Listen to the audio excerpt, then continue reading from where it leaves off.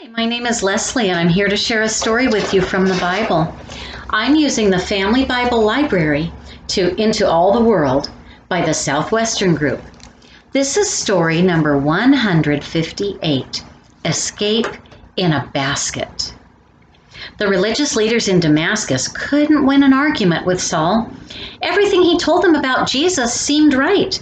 How could they argue against a man who had heard the voice of Jesus speaking to him from heaven? How could they find fault with a man who had been an important Pharisee but had found a higher purpose and calling in Jesus?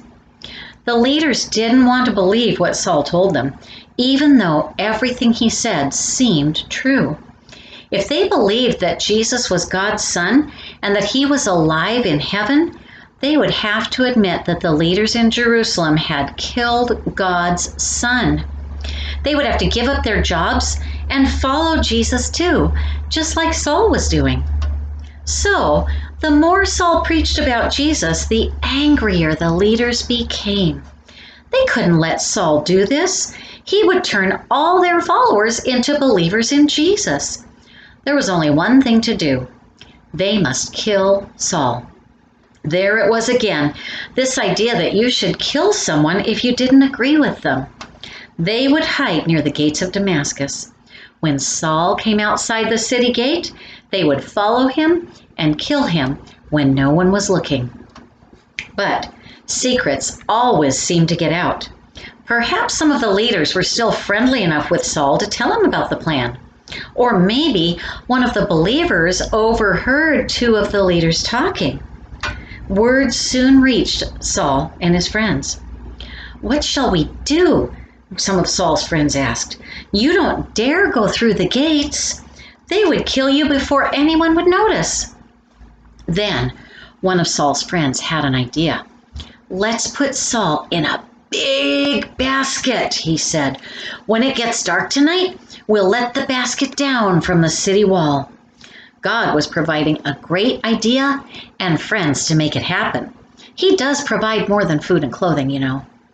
All the other friends thought it was a good idea. That night, while the city of Damascus slept, a group of men climbed quietly to the top of the city wall. Some of them were carrying a large basket. When they reached the top, they tied a rope to the basket. Saul whispered goodbye to his friends and climbed into the basket. Quietly, the friends put the basket over the wall and let the rope down little by little until the basket reached the ground. Here's a picture of it.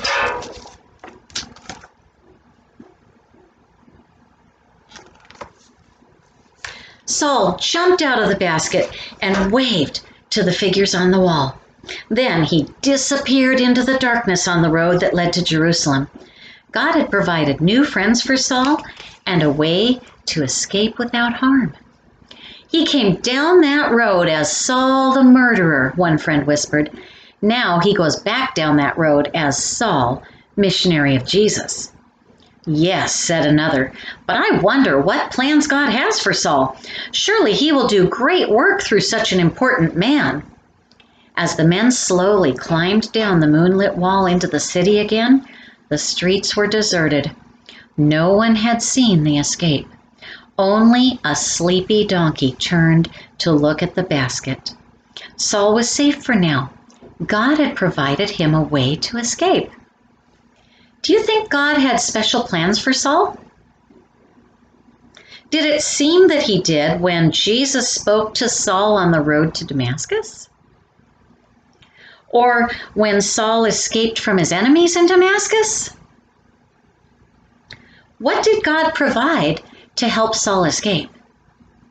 Was it just a basket? When you read about Saul's life, when he later became Paul the Apostle and preached the gospel to thousands of people, it certainly would seem that God had special plans for him. When God has plans, he also provides a way to accomplish his plans, doesn't he? Have you ever wondered if God has special plans for you? Maybe he does. In fact, I know he does. Did Saul sit around waiting for God to tell him all his plans? Or did he just get up and start doing God's work? That's one of the best ways to find out God's plan for our lives. God can show a busy person how to work for him better than a person who sits around just waiting for God to speak to him. When you get up and get going, God provides what you need to accomplish his plans. When we think of providing, we often think about food and clothing. God provides food and clothing for us through our parents. He also provides through our parents a home, guidance, and love.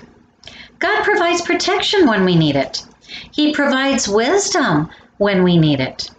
He provides leadership when we need someone to follow. Make a list of all the things that God provides for you. Then, thank him for each of the things on your list. That's all for now.